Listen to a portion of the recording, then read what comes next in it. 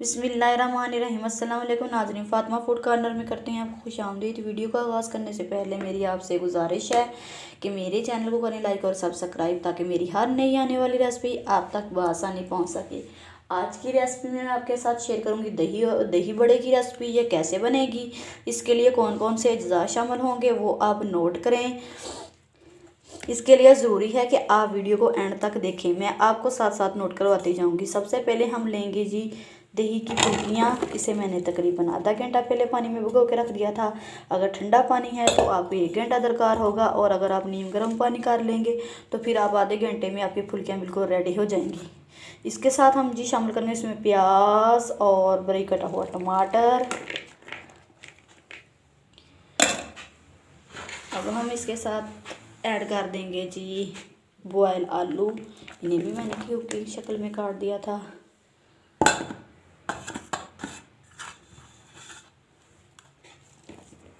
अब मैं इसमें शामिल करूँगी स्पाइसेस में मैं ऐड करूँगी साल्ट, मोटी कुटी हुई लाल मिर्चें और चाट मसाला हस्बे ज़रूरत। आप अपने हिसाब से कम या ज़्यादा भी कर सकते हैं।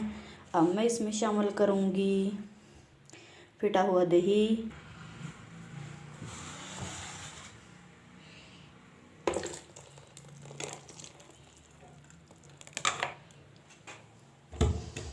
अब मैं इसमें शामिल करूँगी धनिया और सब्ज़ मिर्चों की चटनी। अब हम इसे अच्छी तरह मिक्स कर लेंगे।